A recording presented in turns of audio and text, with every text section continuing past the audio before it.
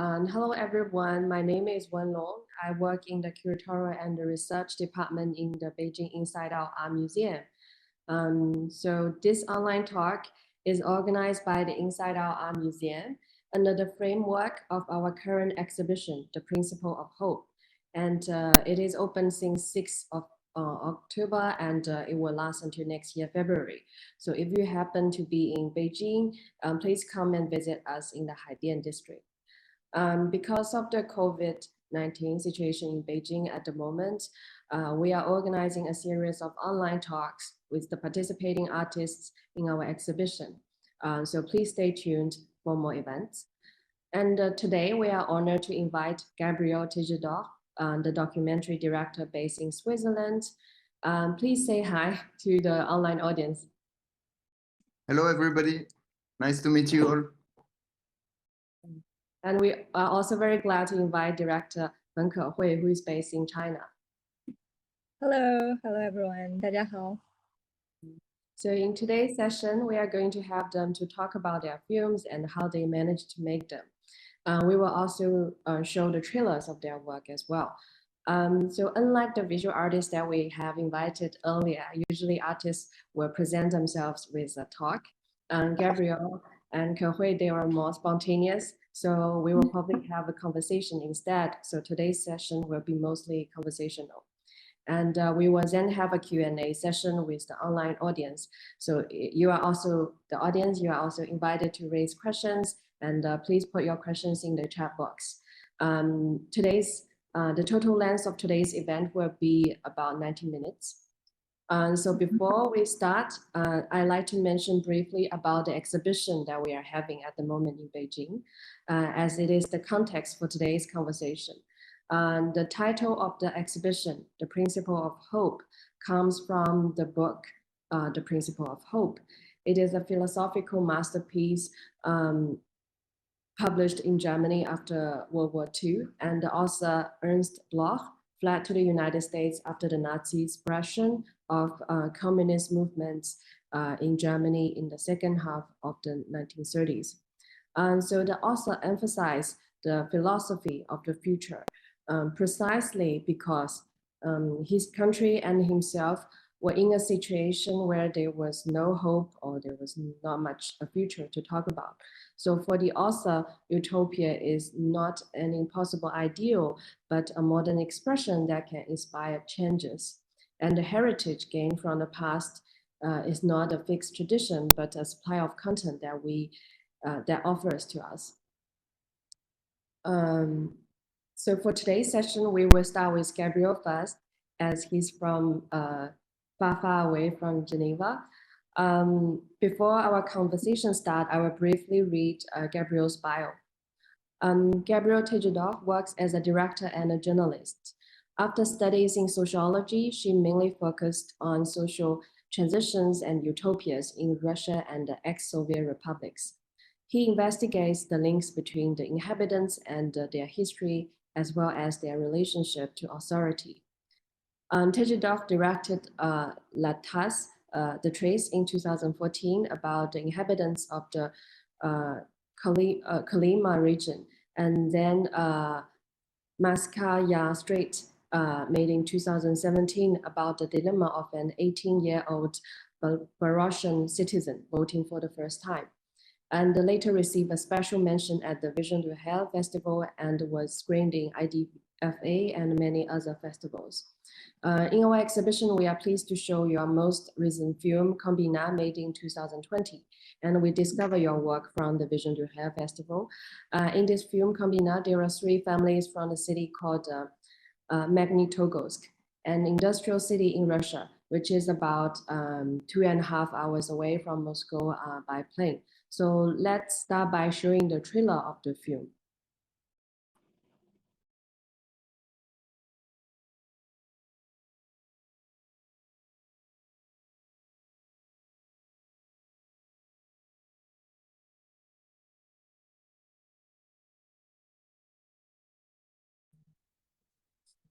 I hope it works okay.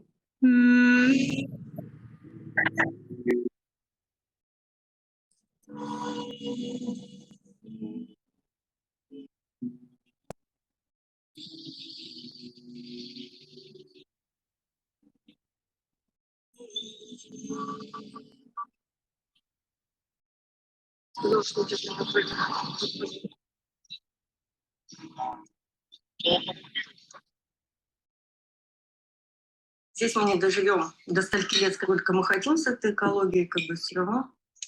Возможно, едем в Новосибирск. Вы потом пожалеете.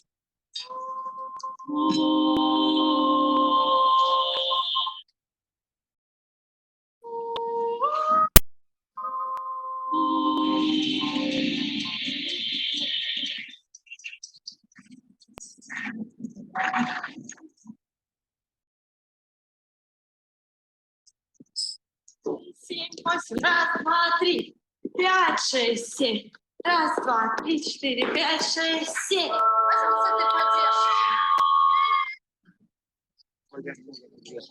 На Владимира Владимировича только потому, что сами не хотим брать судьбу страны в свои руки.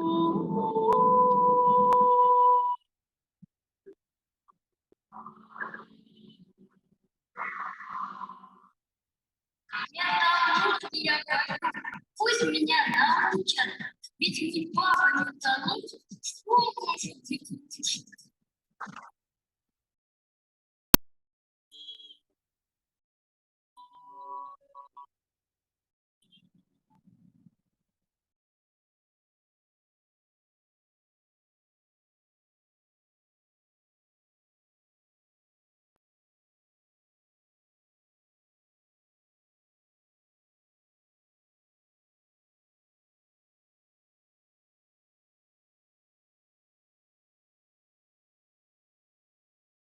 Okay.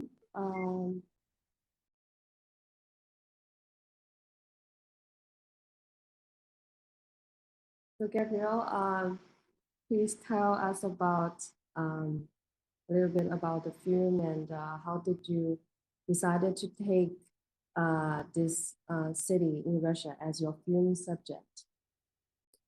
So I did this film we shot it in 2018, I think, and I've been there for the first time maybe 15 years ago, and I was traveling as backpacker in Russia, and one day I arrived in this country, and yeah, it was really a shock because it's very flat around the town, and it's the taiga. You don't have any forest; it's just flat, and so the city appeared like it was all the buildings were white and the big factory was rusted and black, and so it was really impressive. Yeah, a strong impression. And so it was 15 years ago, and I kept in mind that this place is a very interesting place to make a documentary film. And I had some questions, but I wanted to know how people lived there. When you arrive in a place very, with this strong, beautiful in a way. You have questions. What do teenagers dream about and all these things? If I don't want to work in the factory, what can I do? And so I kept all these questions in mind. And so in 2016 or 17, I went back to Magnitogorsk during 1 month, and I just met people, just many different people. Teachers from the university, workers from the factory, children, political activists, yoga teacher, many different people, retired people, and just to feel the people there. And yeah, this is how I felt on this town. And can you tell us a little bit about the history of the city? So the city is like an utopian city. It was built in the 30s during Stalin's reign, and it was built to be like a perfect communist country with a big factory, and it was the third city in Soviet Union to have a tramway, after Moscow and St. Petersburg. So it was really like the they invest money to make this town a real to make this town like an argument of the of how Soviet works, you know. And in the 30s it was like this. They shot films to show how people worked and how everything went good with the communists. Yeah, so it's the story of the city. And then in the Second World War, the city was like a strategical place because they are doing some metal, steel, and so it was important for the weapons, for the tanks, for all these things during the war to have steel. And so it was yeah, very important, and people there are still very proud of what they did during the Second World War. And then in the 80s, at the end, no, in the 90s, when the Soviet Union just fell, it was so the factory was very in a bad situation, you know, and they needed more money, and so it was I don't know, private. Now it belongs to a very rich man, and so it was a big shock for the people there, because before that it was like it belongs to all the country, this factory, and then now it just belonged to one guy. And so for them, for the communist people, it was like something they didn't know it's possible. So this is the story of this town and of this factory. Without the factory, the town would not exist. And this is the link between the factory and the town that I wanted to explore and to show yeah, this link. And what does the title Kombinat mean? Kombinat is just it just means a complex, like a steel complex. It means that it's not a factory, it's many different factories working for the same goal to do some steel, to create some steel. So it's the Kombinat is the name of this big industrial complex. And how big is this factory complex? It's crazy. It's like all the site. It's like 10 kilometers by 20 kilometers. So it's really huge. And you have the tramway just go around, and it's like, I forgot, but 7 or 8 stops just to do all around. It's a town, like you have the town where people live, and the factory is bigger than the town where people live. It's really, yeah, it's huge.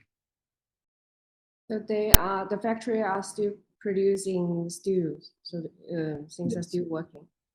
Yes, they are still producing a lot, and they are selling it to a car factory like Nissan or Lada or Renault. Many different car factory buy this steel.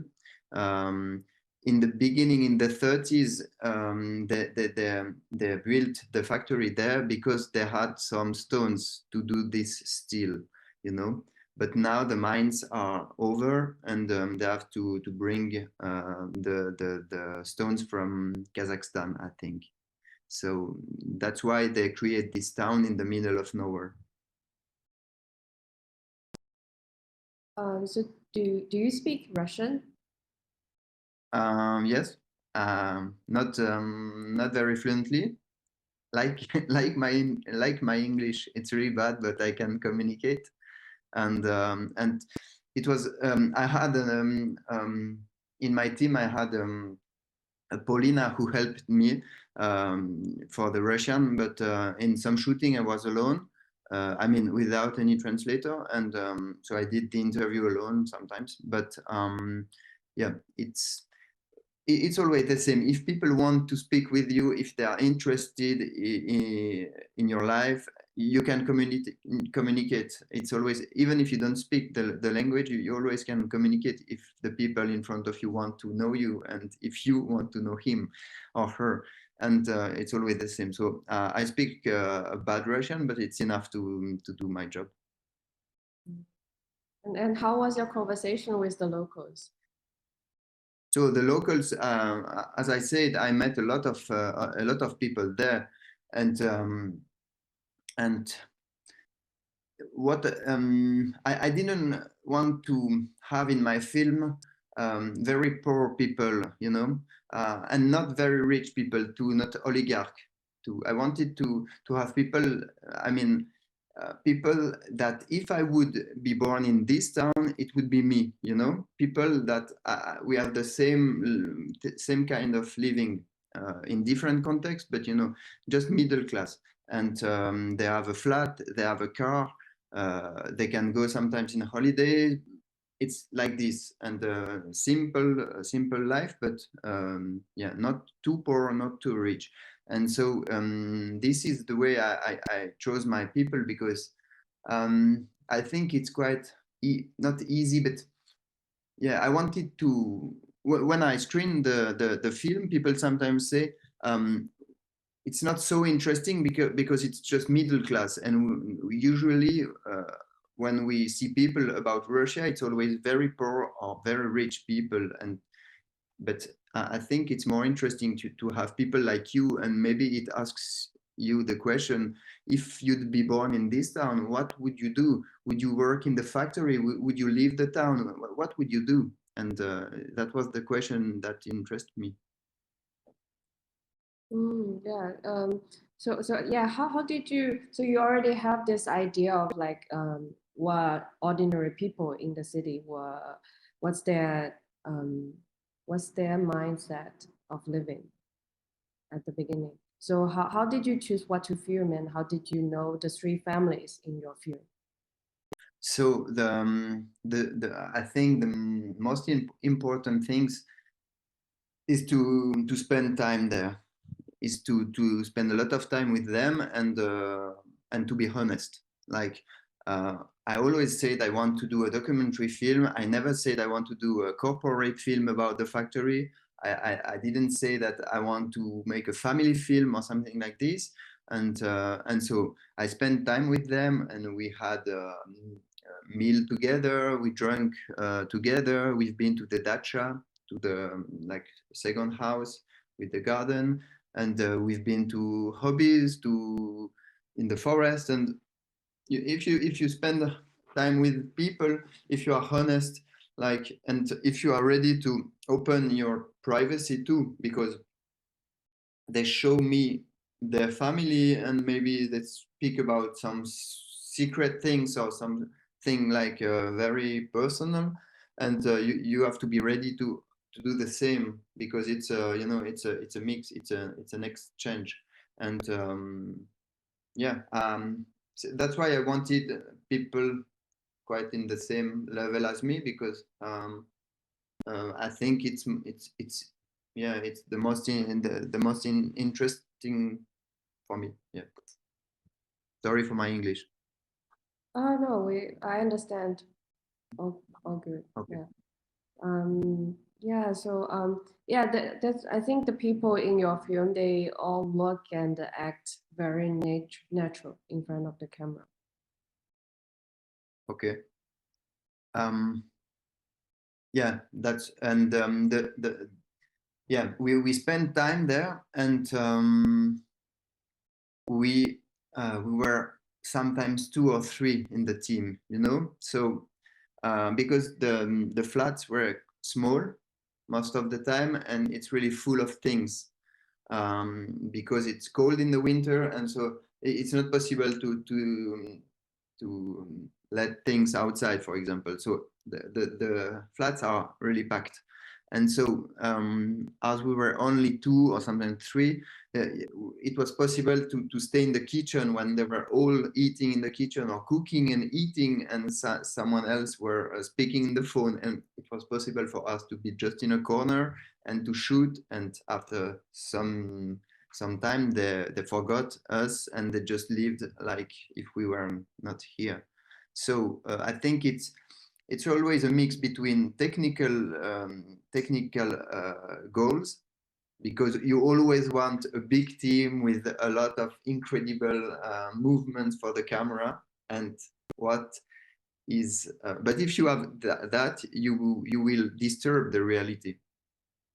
So if you are only two in the room, maybe it's better to have real scenes, but you will not have big movement, incredible fiction camera movement, you know.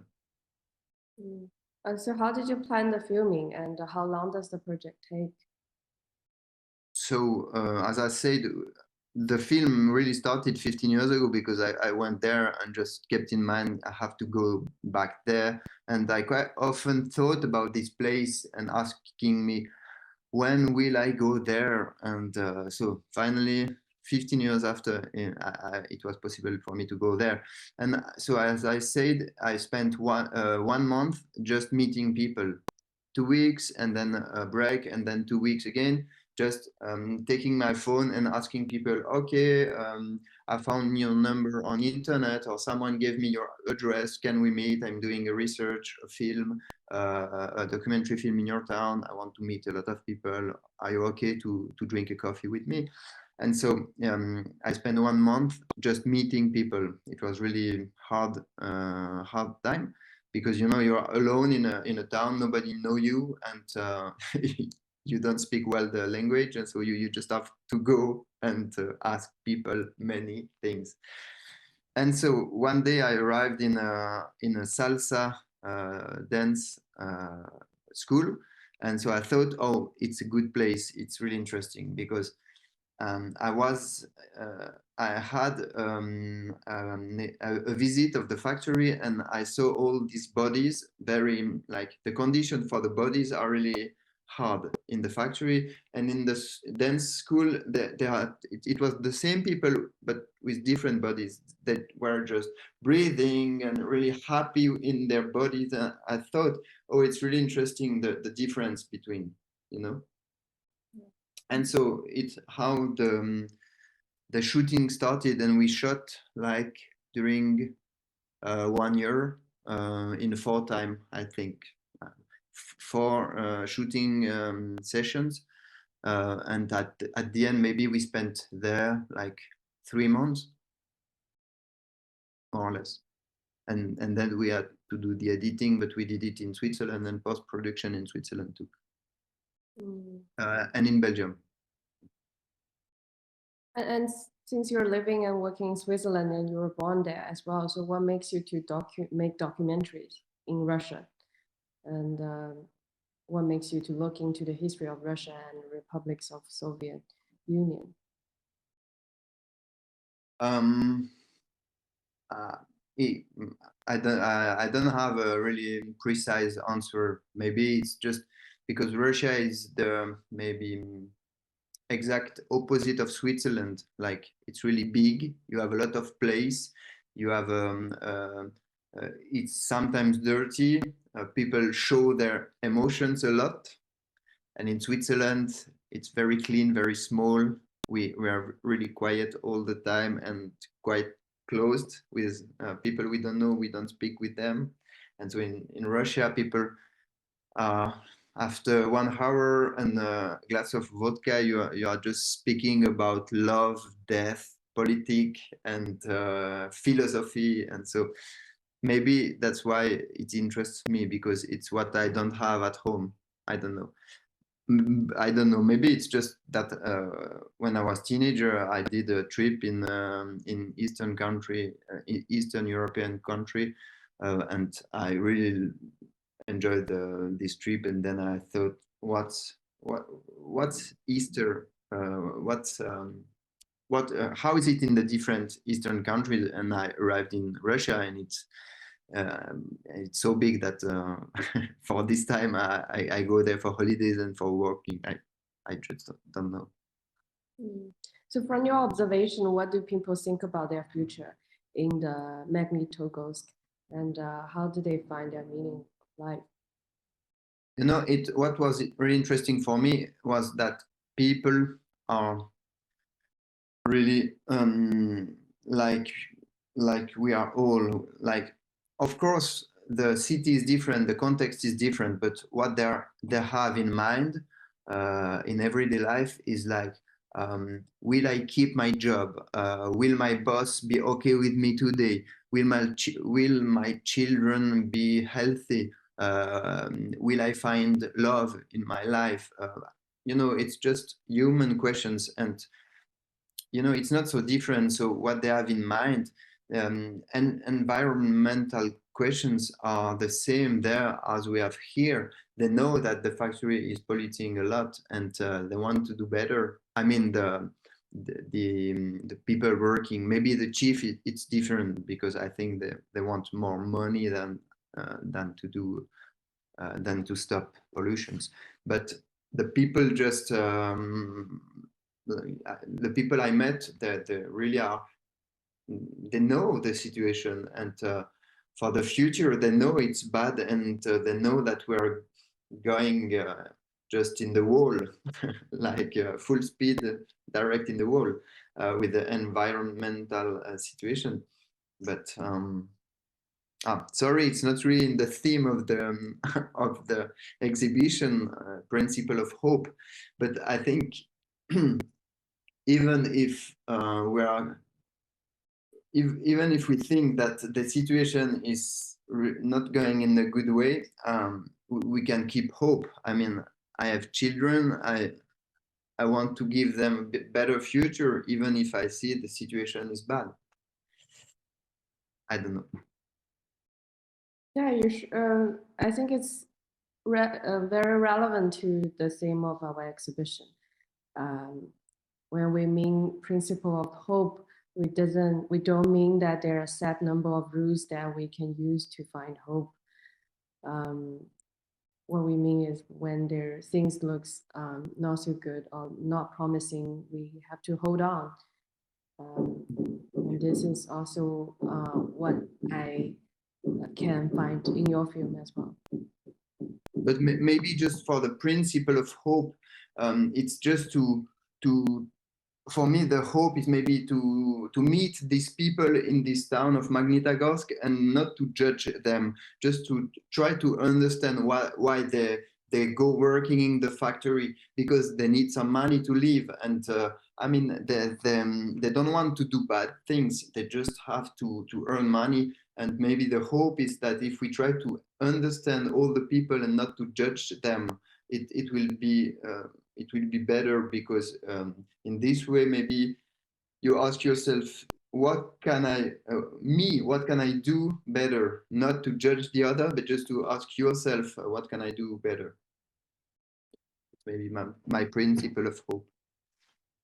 Yeah, and there's no, I think maybe that's why there's no voiceover in your film. Yes. So one final question for the moment. So you are a documentary director and also journalist. So what was the transformation of your career path? Transformation of my career? Yeah. So for me, it's not really different things, because I'm a journalist. I was journalist for the Swiss TV. And so, I think that journalism is about the core, and directing it about the form. But it's not as simple as that. It's mixed in between. But I think it's quite the same job. You have to tell stories to people, and you have ethical creators, and my goal in this film, or when I do journalism, is always to tell story, to tell the truth. But you know, there's no truth, so you try to be objective, but it's not possible. You always speak from a point, so you just try to be honest. That's why I said in my job, when I work as director or as a journalist, I try to be honest and not to. I don't want to tell a story which is not a story that I don't see. I want to talk about what I saw. That's it. Be honest.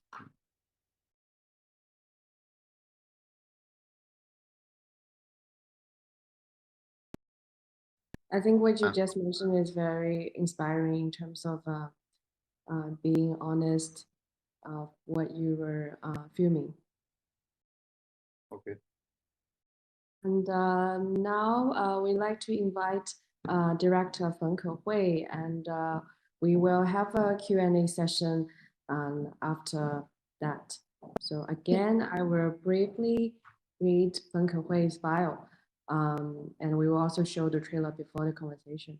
Feng Kehui graduated from the Department of Screenwriting and Film Studies at the Beijing Film Academy in 2017.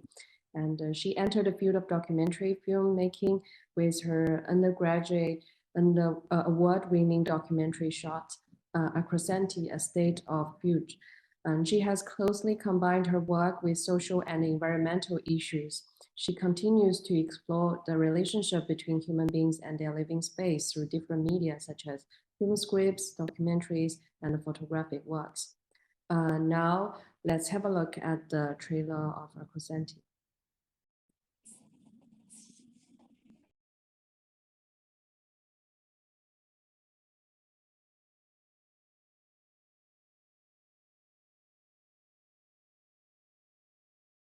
We only use about 1/5 the amount of energy most American developments use. The structure behind us is an apt shape for its passive solar heating and cooling technique. Paulo Soleri used the word arcology to describe the merging of architecture and ecology. To demonstrate how urban conditions could be improved while minimizing the destructive impact on the earth. Community here is transient, so they come for a workshop or they come for an internship. The culture here really gets affected by whoever just happens to be here at the time. I like to call us an institute. Ground was broken on Arcosanti in 1970, and the founding architect, his name was Paulo Soleri. I think to a large extent what Paulo was doing was tapping into a generation of people crying out for something different. So we have people that come here with this passion, with the fire in the eyes. And really, after a few days, most of that enthusiasm, which is like a positive, vital energy, turns in something very bad, disappointment. I think in the 70s is when most of this infrastructure was built. And since then, you know, it's been smaller projects. We need to have an active board that does what nonprofit active board members do, which is to raise money and fundraise so that we can build it. Got frozen. We need a change.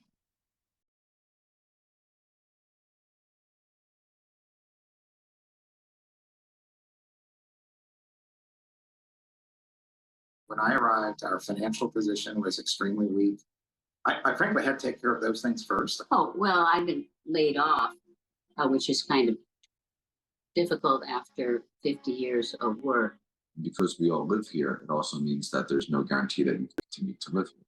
The leadership develops here needs to rebuild trust.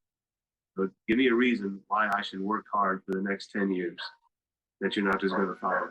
Considering all the years I've seen changes, this was much more emphatic change than what I've seen in the past. The people who should live at Arcosanti are people who buy into the values, understand our vision, want to participate in it, and bring something to the table. It's small going. What's happening? What's going on?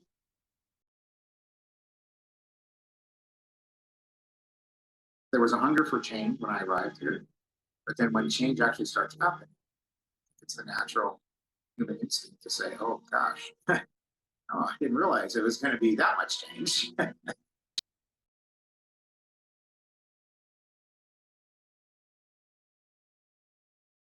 Is a redefinition happening?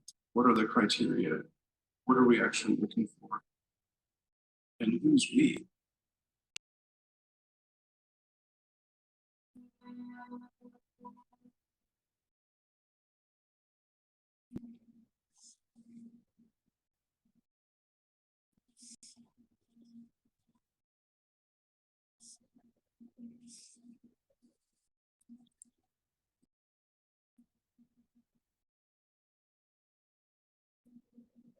Okay. Kang-Ho, would you like to talk a little bit about your film presenting? Yeah. So the trailer just the trailer just now actually is the fundraising trailer for my feature-length documentary. So it's kind of a continue thing for Arcosanti Estate film. So it's kind of like a catch-up. So for my first film, Arcosanti Estate film, I started to film it when I was in my third year of university. So because in my undergrad, I was trained as a film script writer, and just at one semester, we were assigned to make an adaptive script, which means that we can choose from like news, fairy tales, like anything we are interested in. So I just chose the story of Paulo Soleri because it's really interested to me, because he just spent all his money when he was 50 years old, and then bought a field in the desert and want to put his prototype of a city in there. So it's kind of a very, I don't know, just unbelievable choice for him at that time. And he's from Italy and he's not Native American. And then I just wonder, like, why this guy want to do this? And then I just make his story into a adaptive script without seeing him, went to Arcosanti. So just after I finished the script, I just decided that I want to go there and then have a look. But because I haven't been to America actually. The first time I went to Arcosanti. Before that, I haven't been to America. So my parents also like they kind of a little bit worried about me because it's far away and it's in the desert and no there's kind of like nothing happening there. So I spent a lot of time persuade them to let me go. Just happened to there was a workshop for architecture student that time, but yeah, me, I'm not an architect student, right? And then I just emailed them and then telling them that I wrote a script about you guys, and then I just want to come. And I think the workshop is a very good how to say a point for me to go there and then ask him if they can accepted me. They agreed to do that. So I just went to the workshop with camera with me, but actually before that I haven't I didn't try to film anything by myself because, as I said, I was trained as scriptwriter, but I just brought all that equipment with me and then see if there's any opportunity for me to use. Yeah, so after the 5 weeks workshop, I started to seriously thinking about that. I maybe I can just like film the story that happening there and then bring them back to my university, but just to show friends, just to show parents, just that type of thinking. And then you can tell from the documentary, it's a little bit childish, or it's a little bit like students' work. Yeah, that's the reason, because at that time I'm not like professional in documentary film, and then I just film what I really interested in. Yeah, from that way. So after the 5-week workshops, I asked the board if I can still stay there for filmmaking purpose.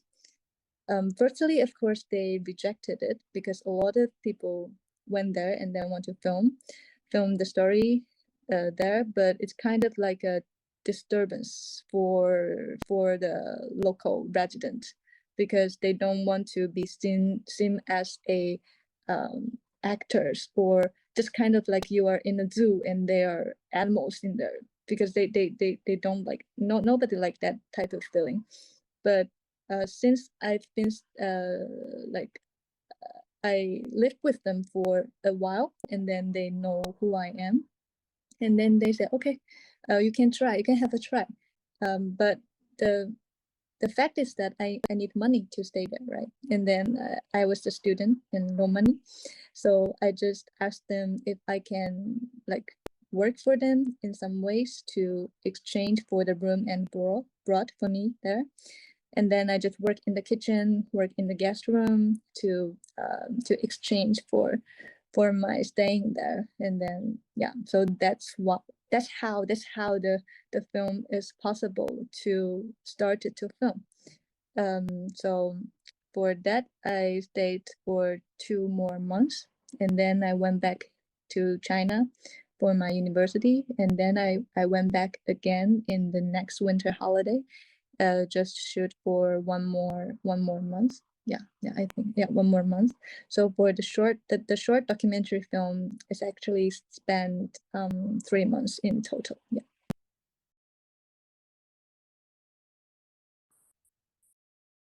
It's a really good noise. I hope we can do it. So I wonder, like, can you tell us a little bit about the history of Akrosanti? Also about the futuristic architecture and utopia, and also the hippies culture. Yeah, that's a big question actually. But for Akrosanti, of course, it's a result. It's a result of the 1970s cultural environment in America.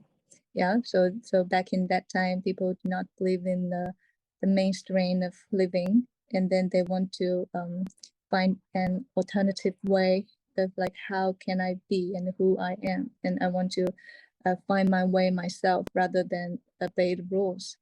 So yeah, Akrosanti is part of those movements, because in California, in Arizona, there's a lot of alternative community just like Akrosanti. And then for Akrosanti itself, because there's another dimension of the history, is that back in 1970s, it was the peak of gasoline usage in the history. I mean, in 1970s is the peak, like before. Yeah, so people started to think about that. Shall we really should live in a city that need to based on cars? Because at that time, is the urban planning started to base in the car usage rather than human scale. It's in car scale. So you have a lot of bridges, and then you have highways, but the pathway, the pedestrian is not that important for the urban planners anymore. So from that point, this type of urban planning, which is where we are all now very familiar today, which is started at that time. So people like Paulo Soleri from a mountain village in Italy. So when he came to America, he kind of had that type of shock. So he want to tell out loud that we have another way, and we still have that space to change. And now, so that's why Akrosanti start to raise up, and then people who have the same idea with him chose to follow him, and then they just volunteer in the desert and help him to build up all the complex that you can see in my film. So they did not get paid, they did not get paid for all of that. It's just like-minded, and then they started to build, and then they want to shout out loud what they think about. Yeah, so 2 dimensions of the history. So compare with the 1970s, has there been much changes for the Akrosanti and also for the inhabitants who live there? Actually, for the complex, I mean, for the architecture, is not much improvement, because as the resident there told me, so the most part of Akrosanti was built in 1970s, and after that, like maybe because of the money problem, because one architecture you can build very cheap from no to one floor, but if you want to build up, then you need more money and more. It's not the same. It's not the same level of input. So maybe because of the money problem, Arcosanti just kind of stuck there for architecture. But for people come and go since 1970s, it's always have people living there. And then some of them, maybe they want to just, just to escape from the normal life, the mainstream of lifestyle. And for other people, there's professors, there's artists, there's people want to, to immerse in a new environment and create more, I don't know. So there's two types of people living there, actually, like from year to year. And so Paulo Solari actually wants to build a sustainable architecture project, but do you think it's sustainable at the moment? Not really. From my point of view, not really, because yeah, after all, it's a blueprint that thought by a 50-year-old guy in 1970s. So for now, like if you look at Arcosanti from an eye of 2021, it's of course not sustainable in terms of the material or in terms of the community rules. It's not sustainable, to be honest. So that means they still need to get food from outside. Yeah, of course. They are not self-sustaining in terms of food, in terms of everything. So where do they buy their food and their life supply? They need to drive for 40 minutes to supermarket. So when I was there, I always need to grab a car, like who is going to supermarket, please have me in, and then I will go with them, and then I buy food and then I come back, because I don't have a car when I was there. So it seems like it's already not in their original aim. And why do people still stay there, since they still need to get food supplies outside? So why do people still choose to stay there when it's not sustainable, or when the original plan is not there anymore? I think it varies from people to people. Some of them, to speak frankly, they cannot get a decent job in real life, and then stay in Arcosanti, of course, can make you feel a little bit special. And then for other people, some people that still have faith in Arcosanti, and then they think maybe the existence of Arcosanti, just the existence of Arcosanti is important. So some of them will hold this idea in mind and then stay there to try their best to push things forward. Yeah.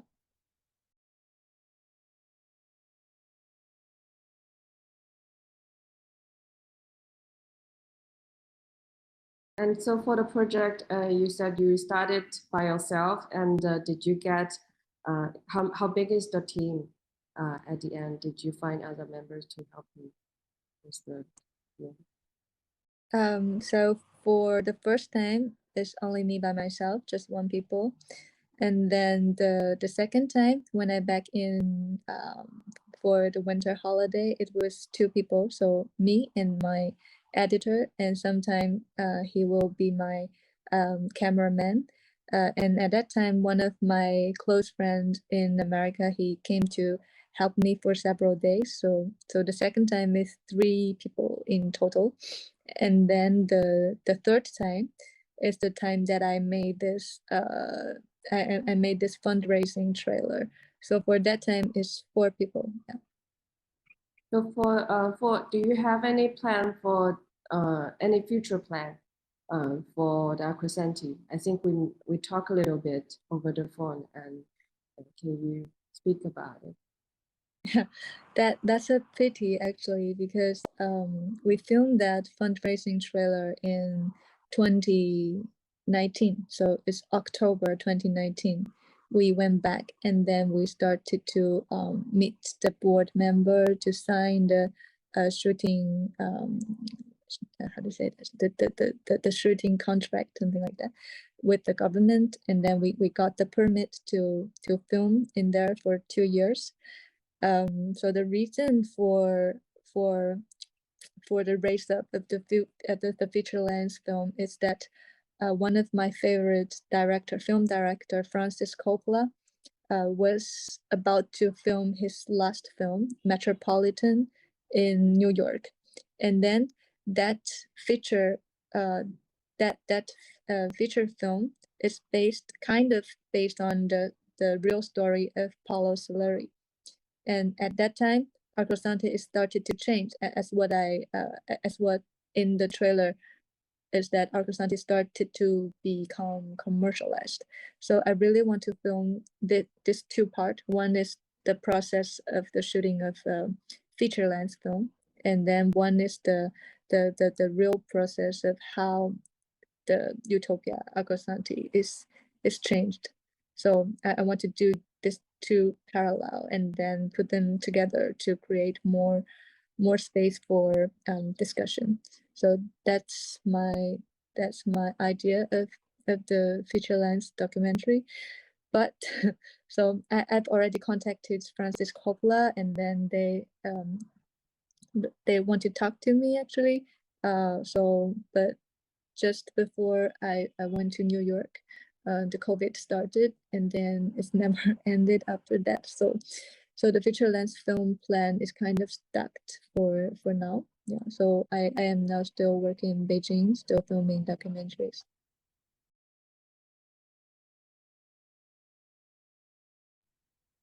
Kehui, you are also like traveling to US to make this film and to observe a different kind of people, their ways of living, and what's your observation and why you were doing this traveling and all these difficulties to film? Actually, my reason is kind of similar with Gabriel. There's no one direct reason that why I just went there. Maybe at the first, just curiosity, and I don't know, I just feel safe. I just feel safe for the environment around me, and then it's really the curiosity. I think it's really the curiosity. So at the first time, you think they're really different. They're from another country. They speak different languages, and they live in a very different way of life. But when I go there, the community, the interpersonal relationship between people, I do feel familiar. It's just kind of like the people around me in China, like how the way they communicate with each other, it's very similar. So it's kind of like there's difference and there's familiarity, and then this 2 type of thing just make me firstly feel comfortable to be there, and also I can have a sensitive eye to discover, which I cannot capture in my own ordinary life. I think that's the start point for me to click my camera. Yeah.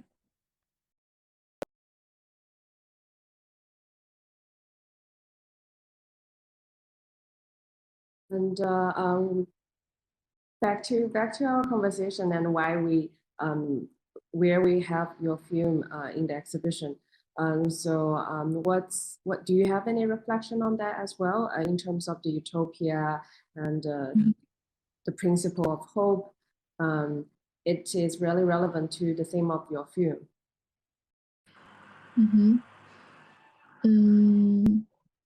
You mean my reflection on utopia? Not only that, the Acrosanti, like they were aiming at like achieving a utopia, but in reality, what you were filming, what's in your film is really the reality of a utopian project. And the people are still holding on or having hope about it. It's like a dilemma.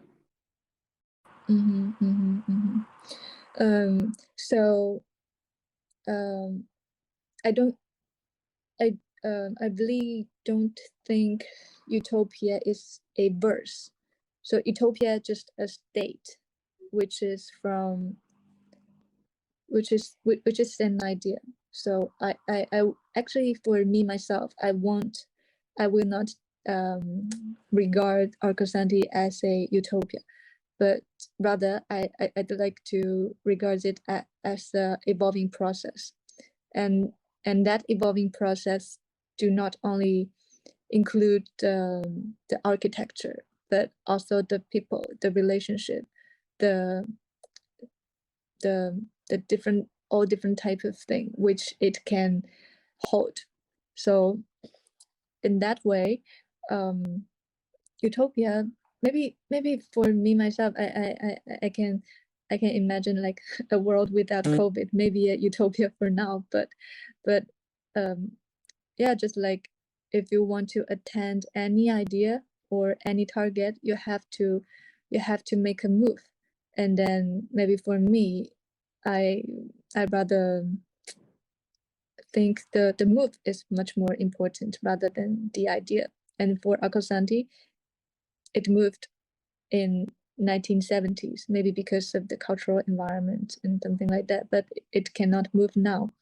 So I think maybe the more important thing is to discuss about why it cannot move now, like what's changed. Because Accosanti, the idea, the people doesn't change, but why it cannot move now. I think that's maybe the question that I'd like to ask. Gabriel, if you are still here, we can now have like a conversation between two of you and also three of us.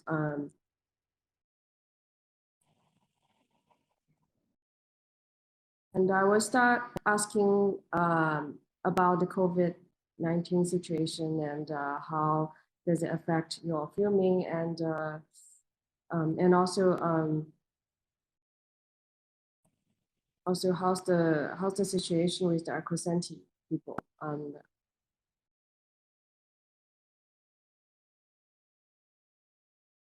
Kehui, maybe you can start first.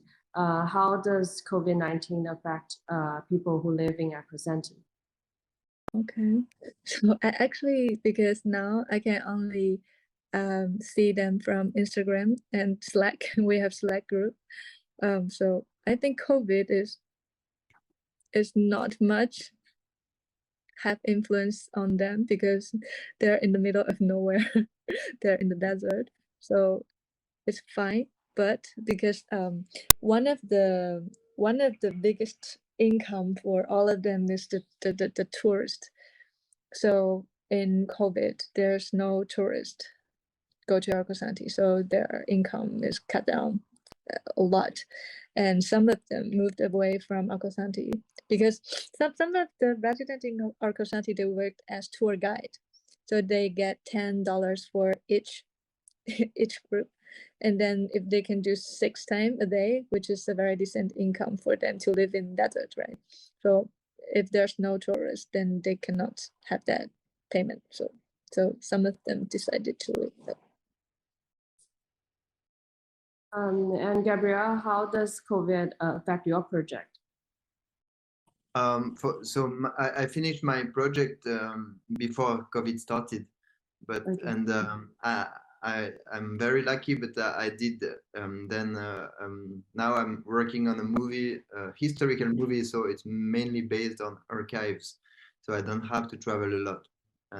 So for my project, it's quite okay. Now we have to finish this project of archives with the shooting in US and in Russia, but I mean, it was not a big problem for me. But for the people in Russia, the people I shot in Russia, the situation is really bad. COVID situation in Russia is really a nightmare because they didn't do anything during a long time, and now the COVID is really everywhere and really strong.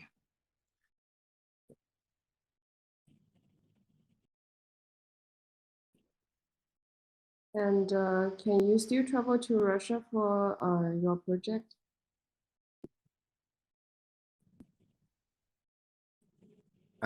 Me? Yeah. Sorry, can you just repeat? I wonder, like, with the COVID situation in Russia, do you have any future project there, or will you have to stop? Yes, but I hope I'm just in the writing process now. So I have to edit this historical film now, and then the next will be maybe in Russia, but I'm still writing, so I have time, and I hope that the COVID will be over when it will be time for me to shoot. And Kehui and Gabriel, you can also pose questions to each other as well. Either it's about the theme or about how the practical issues. I have a question, so okay. Because if I understood well, you started the project for you started like it was like a curiosity or a fascination about this Arcosanti place. Is it right? Yeah. And because for me it's the same. In all my documentary film, it's like a place first. I'm fascinated by a place, and then asking myself why do people live there? How they do in everyday life? Is it the same for you? Mm-hmm. Yeah, actually, when I listened what you and Wenlong discussion before, I just think, wow, that's so similar.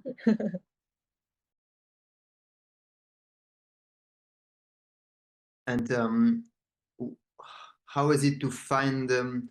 Because yeah, were you happy with the people you found there, or was it not so? Because we hear a big gap between the utopia of this place and the people now who are living there, and they need these $10 for touring, for example, and so it's a big gap between utopia and real life. And so was it? Yeah, how did you feel it? And was it a problem for you? Yes, actually, that's the big problem. Just as what you said, actually, people there just living everyday life, just like people from everywhere. They're living the same life. There's no such a passion of futuristic architecture. There's no such dreams of utopia, blah blah, something like that. People just ordinary as people from everywhere. And then for me, if I want to tell the story, see, I'm a scriptwriter. So if I want to tell the story, then I just open my eyes and to see where is different energy inside, because even though there's not many people living there, it was 70 people. So I need to choose my shooting character from all that 70 people. I can only just join the parties of them, hang out with them, make bells, because they make the ceramic bells for the tourists, make ceramic bells with them, just to do as much as I can to understand what is the real problem for all of them living there. And then I found out is that they think Arcosanti maybe it's wrong from the beginning, because it's one man will. It's Paulo Solari's will to make it, and then people just come and then they feel good of clinging to one big idea, and then finally gradually just forget who are they and why I am here. Maybe that is the question for the long time residents there. And then I started to find the people want to make a change. So I found the character. One is the couple who lived there since 1990s, and one is a younger architect who went in Narcosanti and then take care of the work that the couple did before, and then he want to put it forward. So I can find how to say, an evolving process from these two group of people, and then I think, okay, maybe their life can be the narrative line of my documentary.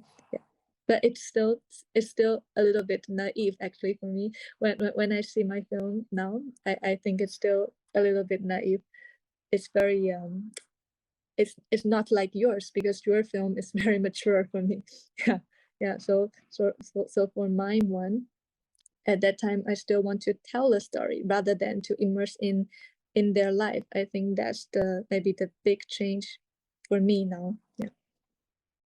But I think it's really interesting because there's a main difference between the two film. In your film, people choose to go there to live in this utopian place. And in my film, it was an utopian place too, because it was supposed to be like to show the power of communism. But people don't choose to work there. They just have, they have to work, and so there. If you were born there, you just have to go to the factory and participate to this to what was an utopian, and now it's just a factory. So it's a big difference, I think. Yeah.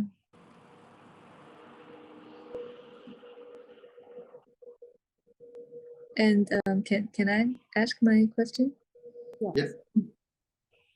Okay. Yeah. So I think Gabriel, your film it's kind of like have a anthropologist tune there, and as you mentioned, you spent 1 month there walking around and talk to people. I really wonder, like, when you, like, how you start that, like, which is the point that you think is the time that you have faith you can shoot this film, because it's really very random, although it's a town, and it's a town with some description, but it's still big, like which is the point that make you have faith that, okay, I can make this film. But it never happens. Like, you're always wondering, is it the, yeah, I don't know if it's the same for everyone, but when I do a film, I'm still doubting about all the time, all the process. I'm wondering, am I right? Do I have the good people? Is it interesting? Or, it never happens that you wake up in the morning one day and you say, okay, I'm ready, I go shooting now. It's not this way. It's just like, okay, I already spent 1 month and met a lot of people, and thinking, and I think but it's the way I think we work. Like, if you don't have the story already in your mind, you just go there to find the story. You have to be open and to ask yourself many questions all the time, and just to be sensitive, to feel what's around you. And so it never happens that one day you say, okay, the script is done, I'm ready. No. But then it's really important for your communication with your cameraman, right? I really, because I saw the film, and then I think there's a lot of scenes your cameraman or yourself, because I don't know who took the image, but I really think that he got or she got a very sensitive taste of the environment. Like, what's the method you work with your cameraman? So so it's a man. Camille is a name for girl and boy, but it's a man. And so he's like 55 or something, 55 years old, and he always did documentary film. So he really feel well what's around, and he doesn't speak Russian, but it was crazy. Like he just felt how it was interesting to shoot it, and who will speak then, and so it was really incredible for that. And first I was like asking him to do this this picture to go there, and then I just trust him, and we talked in the beginning, but then it was very like we don't have to talk anymore, like it goes. And, yes. Okay, so you guys worked together before for other projects, or it's your first time? No, it was the first time we worked together. But it's really you have to create a good relation with your team. Like you have to trust them, and they have to trust you. And because you know that in a documentary film you'll be in situations who are not really all the time really easy, and so but you have to be the team has to be really one, united, and so it's what happened. And I knew him before, but we didn't work together before, and you really got a very good cameraman. yes, I was very happy with him, of course. But something else is that we spent lot of time there, and so we shot a lot, and if you I mean we spent a lot of time. We didn't shot so much, but we spent time, and we just shot when it was really like, okay, we already shot the factory many times, but today the light is really the way I want, and we did it well. Like it was also we had the chance to spend time there, you know, and so this way you can do better job. Good job. Okay, thank you. We've also have questions from the audience to both of you. The first question is, when you were writing film scripts and when you were filming, what is the most difficult thing in the project, and how did you solve it? And what is the difficulty that you cannot solve, and why? Maybe Kehui, you can answer first. Wait a bit. Do that right script is the script for Akosandi? You mean the film script? Yeah. 或者我看一下，好像没太听懂。Wait. Can I find that question in the? Okay, I saw it. Sorry, So like when you were writing the film and the script, is there anything you find it extremely difficult? I got it. So in the script writing process, the most difficult problem is that I can find not much information about this place in the internet. So because I cannot write it just based on my imagination. So I tried very hard, and then I contacted Paulo Soleri's secretary, and then I wrote to her, and then we emailed, we FaceTime.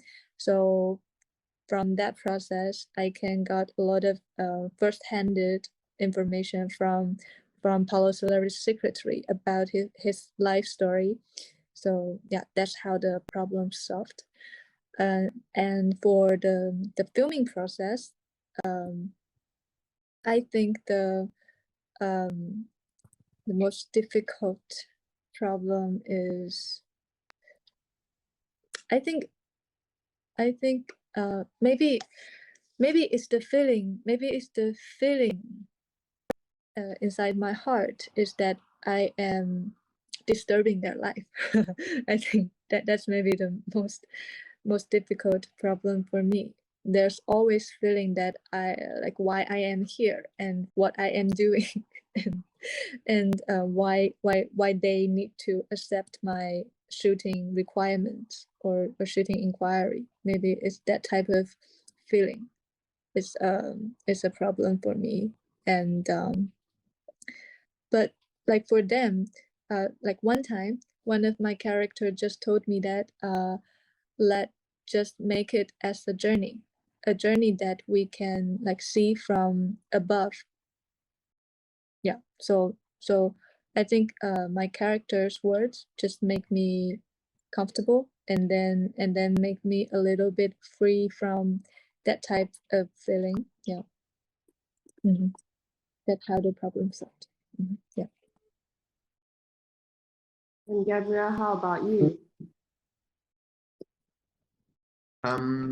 For me, in the writing, the big problem for me is always because I have a concept in mind or an idea of the perfect film, and then I have to fight between my ideal film and the reality and the people, and because I met people, I wrote a lot of information about them, and then I dream about how the film can be, and then suddenly maybe a person in the film will write me an email when I'm in Switzerland and say, "Oh, finally we will not organize that because the weather will not be okay and it's too complicated," or something like this, and so all my dream just is broken because I wanted this special event or these special things to shoot.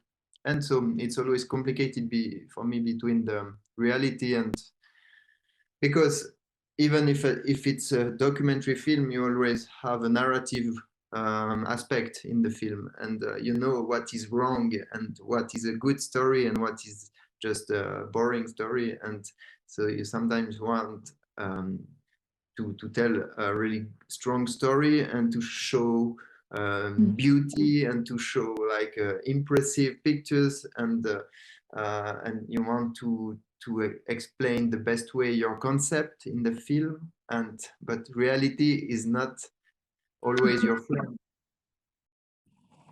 And so how about making the film when you were shooting? Is there any difficulty? In the film, it's like we shot a lot of time. It was to keep the goal, like go, because it's easy to be in this way 1 week, 2 weeks, but when you are in this project for 2 years, for example, sometimes in the morning you just say, "Oh, again this," and you're tired of the people, and sometimes it's just, "Oh, why am I doing this?" and it's not so interesting, or maybe it's better to spend time with my kids, and sometimes it's just this way. Just to be honest, sometimes you're fed up this film and you want to just to go to drink beers with friends, or I don't know.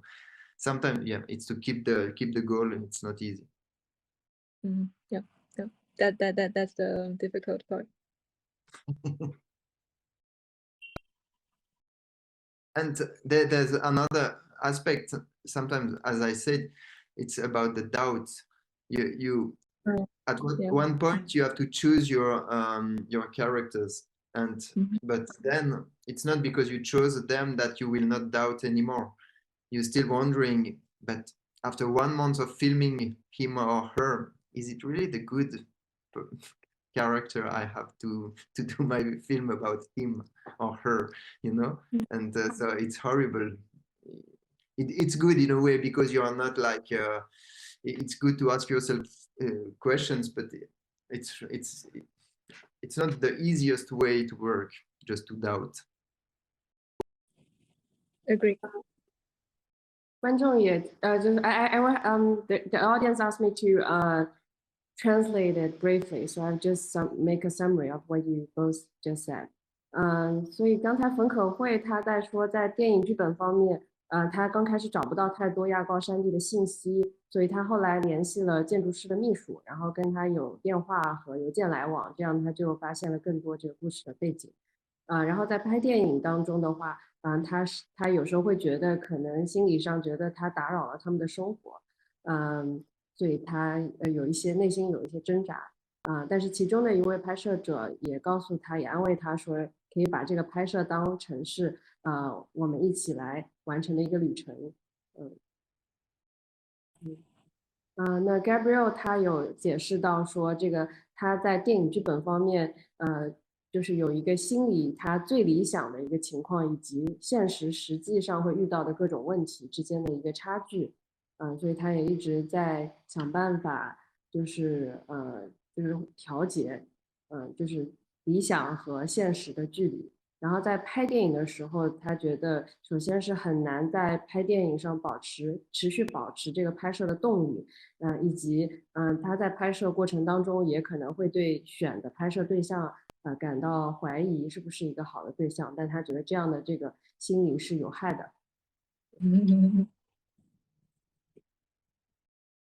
So let's continue with another question. The question is, what is the difference between documentary film and commercial film? And what are the reasons and the elements that make the difference? For both of us? Yes. Lady first. Okay. So I don't really think there's that type of difference between so-called commercial film and so-called documentary.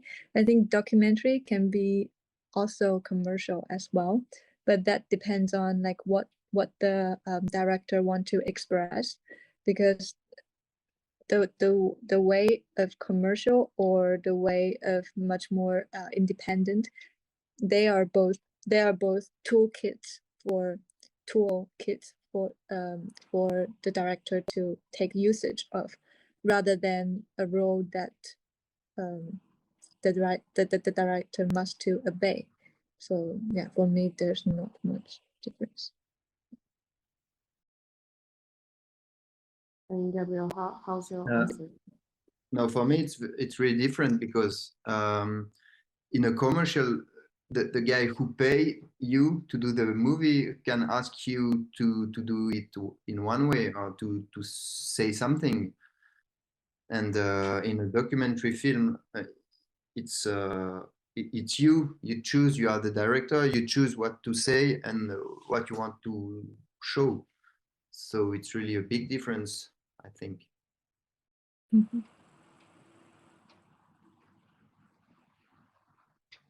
So I'm gonna summarize it in Chinese. 所以冯可慧说，他觉得纪录片和商业电影没有本质的区别，纪录片也可能是商业化的，这完全是由导演来决定的。那 Gabriel 说，他觉得就是在商业电影里面，制片人或者这个给你提供资金的人，他会给你拍摄的要求和建议，所以你可能必须得参考。但是独立电影你就完全可以由这个导演自己来决定。Mm-hmm. And there's one more question about to both of you, and how did your characters react to your works? Interesting. Hui, do you want to answer first? Yes. Yes, actually, that's my curiosity as well. So the third time when I back in Arcosanti, I just brought this film to all of them, and then I made a screening in Arcosanti to ask all of them to come to have a look, and then they most of their feedback is really positive. It's kind of like, wow, what we want to say is make into a coherent work. So actually they put my film to the new board, to the new to the board that bought Arcosanti. So they show my film to them and then speak to them like Arcosanti is this, rather than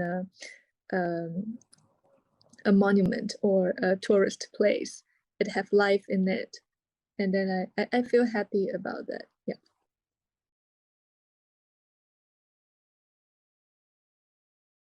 And for me, so I sent them the film, and so the reactions were really different between the three families that I filmed. The dancers said me that it was most of the three families thought it was really hard to see the film and to see how they live, but the dancers said me, but it's reality. Our life are really hard, and so it's hard to see it, but it's our life. And if we want to live another life, we have to change now. And I think it's the main difference, because the three families, the dancer want to change their life, but the other two families don't want to change their life. And so for them, it was hard to see them really how is their life, I think.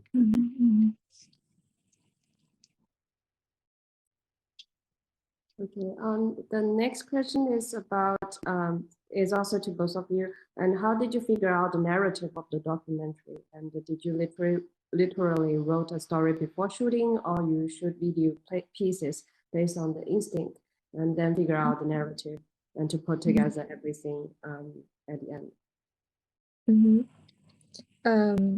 For me, I write a different type of story in different stages. So the word type of narrative is evolving in the process of the filmmaking. So I really have an idea at the very beginning, but it is really different from what comes out in the end, and also really different with the result after the editing. So it's changing every time. Yeah. For me, it's really important to write a scenario before to get some money, you know. And so we know, to be honest, like we wrote a lot. I wrote a lot the story, and I think it's quite useful, even if you don't use this scenario. It's really useful to ask yourself the questions about all these people, about this place, about what you want to say, and why it's important to tell this story. And so even if the film at the end is not the film you wrote, it makes you go further if you ask yourself all these questions, and if you really take time to write all your ideas and to try to create a narrative content which is logical and strong, and so yeah. And and at the end, in the editing, you are still building another film, of course. I mean, from the beginning to the end, it's that the film will change many times, but it's important, I think, to write a scenario. There's one last question. This is for Kehui. Eva is asking, like, could you tell us more about your new project in China? Okay. So my new project is really different from the way that I used to be. So it's a 20 episodes documentary series. It's a 20 episode of short documentary series, 5 minutes each, and then it is focusing on the global collaboration in different fields under the COVID-19. So yeah. So 5 minutes, very short.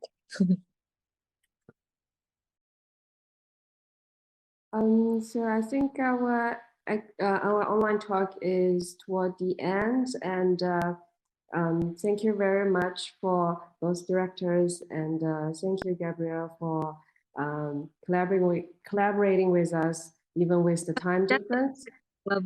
Global collaboration as well. Yes, especially in this date and time. Yeah. It's important. Do you have any final words to say about your practice or your film or the event? No, thank you. Yeah, it was interesting. Thank you. Nice to meet you too. Okay, and Kehui, yeah, glad to be here, and it is a little bit unrealistic to have this type of conversation in rainy Beijing today is rainy and very windy. So glad to have all you guys here listening, both of us talking. Thank you. Thank you very much, and thank you for the audience. And if you're in Beijing, please come over and watch the film in our exhibition. Thank you. Thank you, everyone. Thank you. Bye-bye. Bye-bye.